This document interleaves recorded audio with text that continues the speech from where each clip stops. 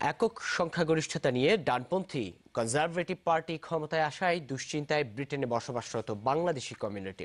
কারণ ব্রিটেনের বাজেট ঘাটতি কমাতে এরই মধ্যে নিম্নবিত্ত শ্রেণীর জন্য সরকারের দেয়া সুবিধা কমানোর ঘোষণা দিয়েছেন তারা, যাতে উদ্বিগ্ন প্রবাসী ও বাংলাদেশি শিক্ষার্থীরা। তবে নিয়ন্ত্রিত অভিবাসন ও শক্তিশালী অর্থনীতির জন্য ক্ষমতাসীন দল ইতিবাচক কাজ করবেন বলে মনে করছেন অনেকে।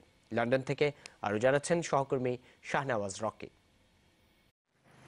এবারের ব্রিটিশ পার্লামেন্ট নির্বাচনে ৩ জন ব্রিটিশ বাংলাদেশি এমপি নির্বাচিত হওয়ায় স্থানীয় বাঙালিরা উল্লাসিত হলেও দুশ্চিন্তা পিছু ছাড়ছে না তাদের। কারণ ডানপন্থী দল কনজারভেটিভ পার্টি একক সংখ্যাগরিষ্ঠতা নিয়ে ক্ষমতায় আসায় অভিবাসীদের জন্য নিয়মনীতি কঠোর হবে বলে আশঙ্কা করছেন এখানকার প্রবাসীরা। আগে যেই সুযোগ সুবিধাগুলো ছিল পিএসডব্লিউ এবং স্টাডি শেষ করার পরে স্টুডেন্টরা যে এই দেশে থাকার যে সুযোগ সুবিধাগুলো ছিল, এগুলা এখন এই সরকারের আমলে আসলে এগুলো আশা করা যাচ্ছে না। তাদের অর্থনীতির জন্য ভালো, তাদের দেশের জন্য ভালো, বাট আমাদের সাধারণ মানুষের অবস্থা তারা খারাপ হবে বলে মনে হইতেছে।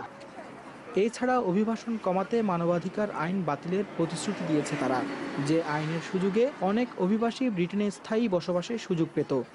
কনজারভেটিভ পার্টি তাদের নির্বাচনী ম্যানিফেস্টোয় বলেছে যে হিউম্যান রাইটস অ্যাক্ট যেটা আছে সেটা তার বাতিল করে দিবে, European convention of human rights যেটা আছে সেটা বাতিল করে দেবে, এবং ইউরোপে যে উচ্চ আদালতে মামলা করা যেত সেটাকে তারা বাতিল করে দেবে। তা দিয়ে রেস্ট্রিকশন দেওয়ার ফলে দেখা যাচ্ছে কি ইমিগ্রেন্ট কমিউনিটির উপর বিশাল একটি প্রভাব পড়বে। তবে নিয়ন্ত্রিত অভিবাসন দেশের জন্য মঙ্গল হবে বলে মনে করছেন কেউ কেউ। কনজারভেটিভ পার্টি কিন্তু ক্লিয়ারলি তারা বলিয়ে দিয়েছে যে immigrants are bringing benefit to the nation. সুতরাং এখানে দুশ্চিন্তার কোনো কারণ নাই। যেটা করতেছে কনজারভেটিভ পার্টি সেটা হচ্ছে ইমিগ্রেশনকে একটা সিস্টেমের মধ্যে, একটা কন্ট্রোল সিস্টেমের মধ্যে আনবে। ইমিগ্রেশন কাট, বাজেট কাটের মতো বিষয়গুলোকে নির্বাচনী ইস্তেহারের প্রধান ইস্যু হিসেবে রেখে কনজারভেটিভ পার্টি ক্ষমতায় আসায় এখন উদ্বিগ্ন অভিবাসী এবং নিম্ন আয়ের লোকজন।